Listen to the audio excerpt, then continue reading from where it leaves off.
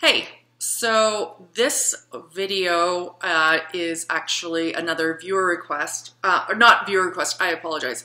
It was inspired by a comment that was from Lizzie. So thanks, this is probably a little bit old, and what's funny is I have to show you, like I already wrote a ton of notes on it from like probably a year ago, and I just have not had a chance to go and discuss it. So I'll be reading a little bit off of the page for this one. So this one is regarding, is it like being easier to socialize with guys? And it goes on to say, even though both are superficial, we can communicate with males easier.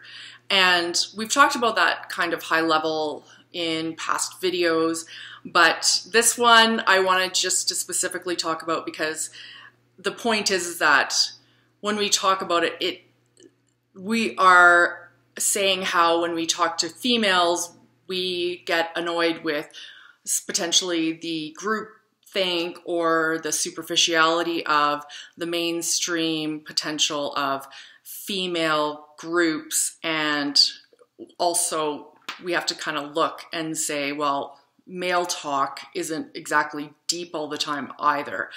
But I wanted to get into a little bit further on this because this brought up some thoughts for myself from how INTJ females, I think, potentially are different from kind of the get-go. And my example that I'm going to bring up is a fellow that I grew up with from, I mean, he's 2 weeks younger than me. We grew up as family friends, just the greatest guy ever. And the idea that came to mind immediately was an example where him and I were in elementary school, and I really had a tough time with trying to make sense of the clique of the girls in my school. Even though I grew up in a small town, there's only so many people to hang out with. I found it really frustrating because I couldn't make sense of this group. Say, for example, all of a sudden they wanted to trade winter jackets, and they would go and trade winter jackets, and if you traded a winter jacket, then you were cool. And if you weren't, then you were kind of tossed aside and they would ignore you for no reason.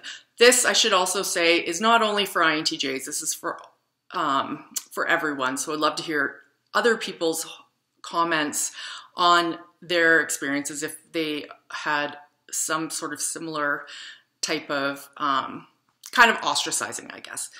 So what I found, getting back to my friend when I was young, I had one of those instances where all of a sudden, I didn't know why, but I wasn't part of this group anymore. And I went over and saw my friend, the guy friend, and immediately it was no big deal. We just went and played on the monkey bars, and we hung out, we chatted.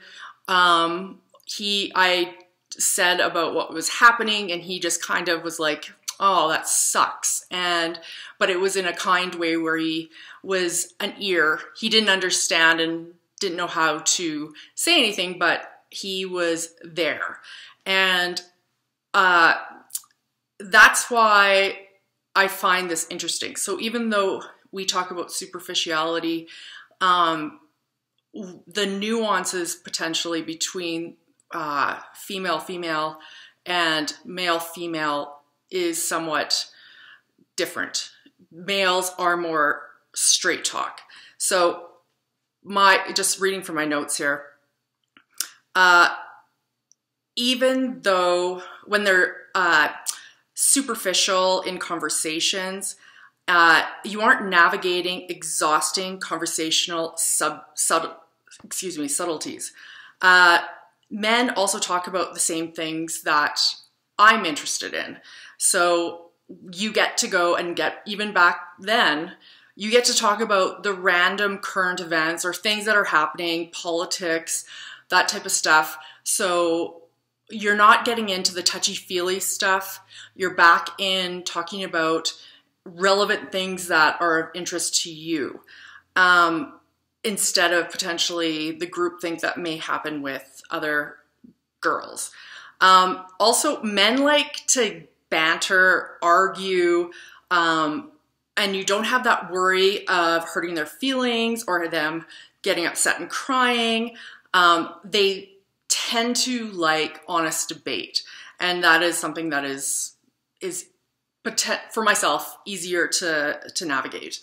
And I have it down here where it's like the complicated men are there, and they also have drama. So I've spoken about those in other videos, and usually complicated men we reserve for relationships, which is, again, I've spoken a little bit about that in other videos, and if you guys want to hear more about that type of topic, I guess, then definitely feel free to put in a viewer request. But with men, if they are drama laden, it's easier to just extricate yourself as a friend female or an acquaintance female than if, say, you are dealing with this larger female group or even just a one-on-one female. So the idea too that I find with this whole concept with maybe the superficiality criteria between, or the difference between men and women, is that, yeah, men can be, and again, I'm sorry, I just keep looking at my notes.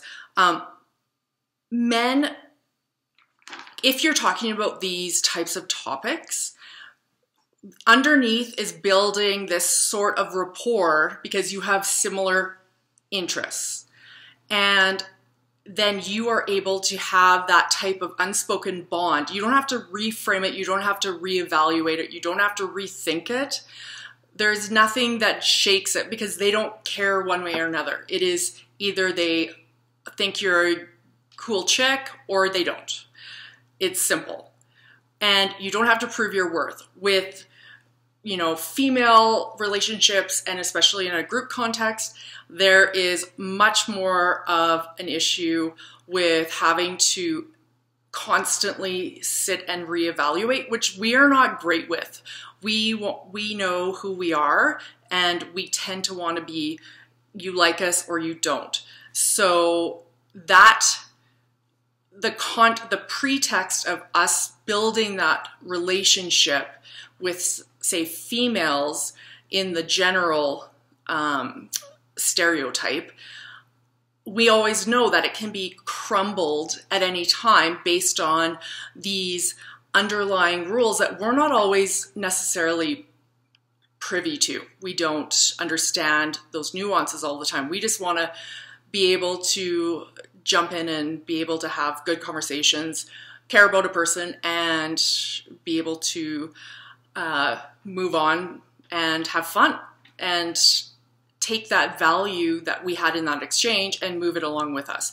So anyways, love to hear your comments on that. See what your thoughts are regarding this concept of the difference in potential superficiality between either a man or a woman. So anyways, thanks so much for watching, and hopefully I'll post soon.